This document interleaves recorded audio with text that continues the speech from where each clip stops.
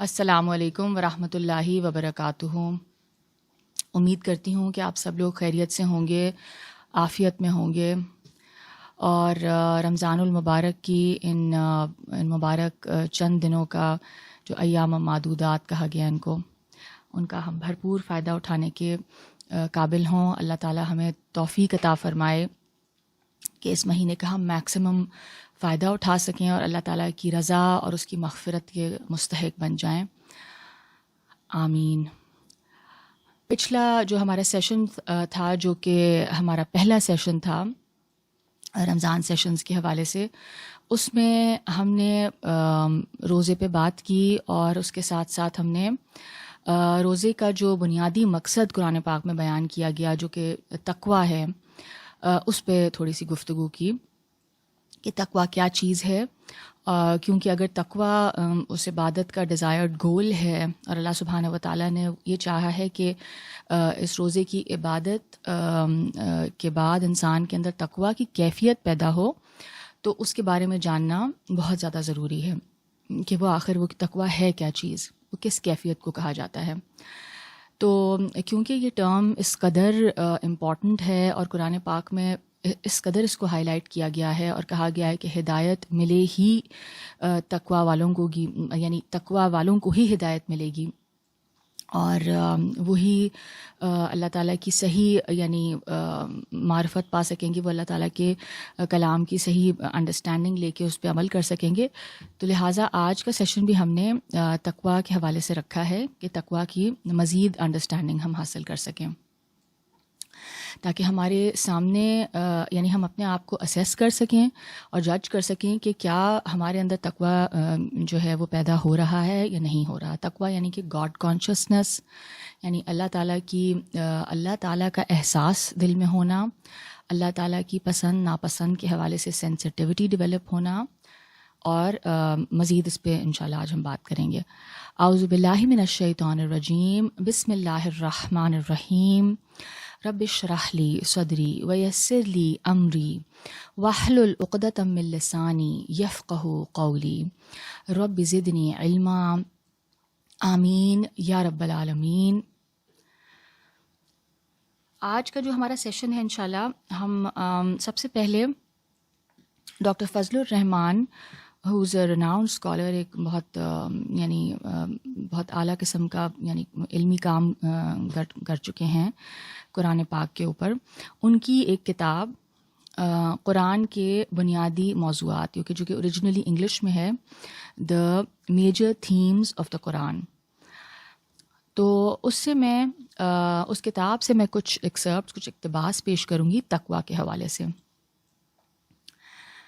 وہ لکھتے ہیں، تکمیلی اخلاقی عمل کا یہ اچھوتا توازن ہی وہ چیز ہے جسے قرآن تقویٰ کہتا ہے، یعنی ایک اعلیٰ ترین اخلاق کا ایک بیلنسڈ نمونہ جو ہے وہ قرآن پاک اس کو تقویٰ کہتا ہے، جو قرآن میں غالباً سب سے اہم انفرادی اصطلاح ہے۔ اپنے کمال کی حالت میں یہ انسان کی پوری طرح مربوط اور مکمل شخصیت کو ظاہر کرتا ہے۔ یہ اس طرح کا استحکام ہے جو اس وقت پیدا ہوتا ہے جب تمام مثبت عناصر شخصیت کے اندر لے لیے جاتے ہیں، یعنی all the positive attributes are taken into the personality, they become a part of your personality۔ اس اصطلاح کا ترجمہ عموماً خوف خدا اور نیکی کیا جاتا ہے۔ واو قاف یا کا جو مادہ ہے، جیسے میں نے بات کی تھی کہ روٹ ورڈ ہوتا ہے، جس سے کہ عربی میں جو الفاظ ہیں ان کا روٹ ورڈ ہوتا ہے، مادہ ہوتا ہے، کبھی وہ 6 حرفی ہوتا ہے یعنی 3 حروف پہ مشتمل ہوتا ہے، کبھی 4 حروف پہ۔ تو اس تقویٰ کا جو روٹ ورڈ ہے وہ واو قاف یا ہے، اور اس کے معنی ہیں کسی چیز سے بچا کر رکھنا یا محفوظ رکھنا۔ چنانچہ تقویٰ کے معنی ہیں اپنے آپ کو اپنے کردار کے مضر یا برے اثرات سے بچانا، یعنی اپنی اس اسپرچول بینگ کو، اپنی روح کو، اپنی روحانی شخصیت کو اپنے کیریکٹر کے جو برے اثرات ہیں ان سے بچا کر رکھنا۔ چنانچہ اگر خوف خدا سے کوئی یہ مراد لیتا ہے کہ انسان کے اپنے اعمال کے نتائج کا خوف ہے، چاہے اس دنیا میں یا آخرت میں، تو یہ بالکل صحیح بات ہے. یو آر اسکیئرڈ اور you should be scared of the consequences of your actions. ٹھیک ہے. دوسرے لفظوں میں یہ وہ خوف ہے جو ذمہ داری کے ایک گہرے شعور سے پیدا ہوتا ہے. when you are aware of the great sense of responsibility، یعنی آپ کو احساس ہو رہا ہے کہ کس قدر بھاری ذمہ داری ہے آپ کے اوپر، تو اس کا جب احساس ہوتا ہے تو وہ اس کے بعد جو ایک کیفیت یا خوف جو پیدا ہوتا ہے، یہ کہہ رہے ہیں کہ جس کا تعلق اس دنیا سے بھی ہے اور آخرت سے بھی، تو یہ بھی تقویٰ ہے. نہ کہ کسی بھیڑیے کا یا بھیانک ظالم کا خوف، اس لیے کہ قرآن کا خدا بے حساب رحم والا ہے، اگرچہ وہ اس دنیا اور آخرت میں سزا دینے کا اختیار بھی رکھتا ہے. تقویٰ حدود اللہ کے اندر پابند اور ثابت قدم رہنا ہے، یعنی اپنے آپ کو ان کا پابند بنانا اور پھر اس میں کنسسٹنٹ رہنا، اور ان حدود سے تجاوز نہ کرنا، ان لمٹس کو کراس نہ کرنا، اور نہ ان کے توازن کو بگاڑنا، نہ اس بیلنس کو ڈسٹرب کرنا. انسان کا کردار اس صورت میں ایک ایسی صفت اختیار کر لیتا ہے جسے خدا کی عبادت کہتے ہیں. تو بیسکلی یہ یہاں پہ اس بیلنس کو بیان کرنے کا مقصد کیا ہے، یعنی کہ ہر چیز، کائنات کی ہر چیز، اس دنیا کی ہر چیز اللہ تعالیٰ کے کچھ قوانین فطرت ہیں جن کے اندر جکڑی ہوئی ہے. یعنی ہر چیز کچھ لاز آف نیچر ہیں جس میں کہ ہر چیز باؤنڈ ہے. اور انسان کے علاوہ انسان بھی فزیکلی تو کئی چیزوں میں ہماری جو فزیکل باڈی ہے وہ ان قوانین کے تحت باؤنڈ ہے، مگر جہاں تک ہمارا یعنی کچھ ارادہ اور عمل جو ہے ہدایت کے حوالے سے، اس میں اللہ تعالیٰ نے ہمیں اختیار دیا ہے کہ ایول کو چنے یا گڈ کو چنے. تو اس میں جب انسان یعنی یہ سبمٹ کر دیتا ہے اللہ کے مورل لاز کے آگے، تو then it is almost like you are in sync with the rest of the creation. یعنی جس طریقے سے باقی کائنات سربسجود ہے اللہ کے قوانین کے آگے، اسی طرح انسان بھی اللہ کے آگے سربسجود ہو جاتا ہے، اور وہ عبودیت کی کیفیت میں آ جاتا ہے، سبمیشن کی کیفیت میں آ جاتا ہے، اطاعت کی کیفیت میں آ جاتا ہے. ٹھیک ہے. تو اس کو عبادت کہتے ہیں. قرآن کی روح سے یہ بے حد لازم ہے کہ اس زندگی کو سنجیدگی سے لیا جائے. We have to take this life very seriously, اور اس حقیقت کو ذہن نشین کر لیا جائے کہ انسان اپنے منفی ارادوں اور اپنی کوتاہیوں کو چاہے کتنا ہی چھپا کر رکھے، خدا ان سے بخوبی واقف ہے، جیسا کہ قرآن پاک بار بار کہتا ہے. اس لیے انسان کے پاس ایک ایسی اندرونی مشل ہونی چاہیے، ایک انسائٹ ہونی چاہیے جو اسے حق اور باطل اور انصاف اور بے انصافی کے درمیان تمیز کرنا سکھائے. اور یہ وہ چیز ہے جسے قرآن پاک تقویٰ کہتا ہے. It is an inner criterion, it is a light, it is a guiding light inside us. اس ادراک کا مطلب ہے کہ انسان کے ضمیر کی اتنی تربیت تو ہو چکی ہے، یعنی اس کی کانشنس اتنی ایجوکیٹ ہو چکی ہے، اتنی ٹرین ہو چکی ہے کہ جہاں یہ اندرونی مشل روشن ہو جاتی ہے. مشل کے نور کی طرح تقویٰ کے بھی مدارج ہو سکتے ہیں. جیسے جیسے یہ لائٹ انٹینسیفائی ہوتی ہے، تقویٰ بڑھتا ہے.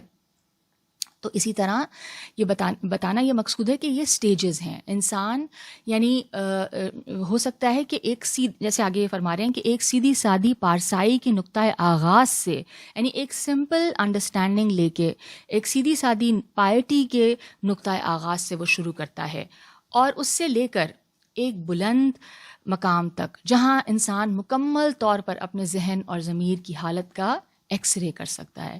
یعنی وہ اس اتنی high level of God consciousness پہ پہنچ جاتا ہے، وہ تقویٰ کی اس قدر اونچائی پہ پہنچ جاتا ہے، اس پیک پہ پہنچ جاتا ہے کہ وہ ہر لمحہ اپنے آپ کو اسیس کر سکتا ہے، اور ہر لمحہ وہ اپنے بارے میں اویئر ہے اور اپنے خدا کے بارے میں اویئر ہے. یہاں پہ ڈاکٹر فضل الرحمان کا جو اقتباس ہے وہ ختم ہوتا ہے، اور اب میں آپ کو شاہ ولی اللہ دہلوی رحمۃ اللہ علیہ کی کتاب حجت اللہ البالغہ میں جو روزے کا فلسفہ انہوں نے بیان فرمایا ہے اس حوالے سے کچھ کوٹ کروں گی. وہ لکھتے ہیں، اللہ تعالیٰ نے انسان کو روحانیت اور حیوانیت کا نسخہ جامعہ بنایا ہے.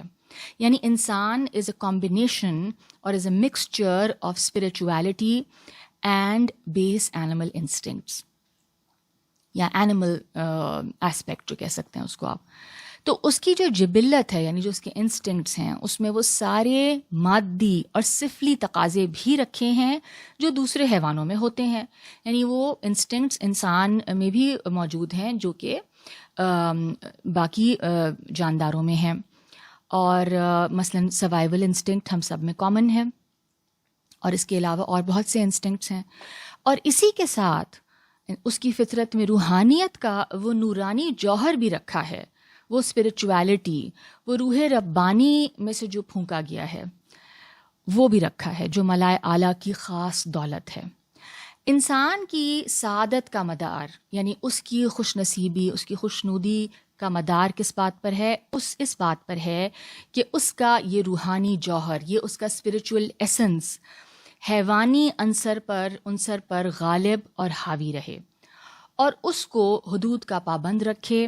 اور یہ جب ہی ممکن ہے کہ بہیمی پہلو یعنی جو اینیمل ایسپیکٹ ہے وہ ملکوتی پہلو یعنی جو ہمارا اسپرچول ایسپیکٹ ہے اس کی فرما برداری اور اطاعت شعاری کا عادی ہو جائے اور اس کے مقابلے پر سرکشی نہ کرے.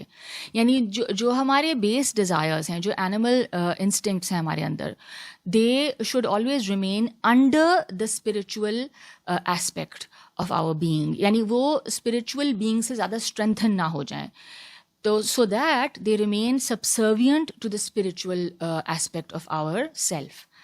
بیکاز اگر وہ اسپرچول ایسپیکٹ سے زیادہ اسٹرانگ ہو جائیں گے تو دے ول بیکم ان کنٹرول اور پھر وہ انسان کو تباہی کی طرف لے جائیں گے. آگے یہ لکھتے ہیں روزے کی ریاضت کا خاص مقصد یہی ہے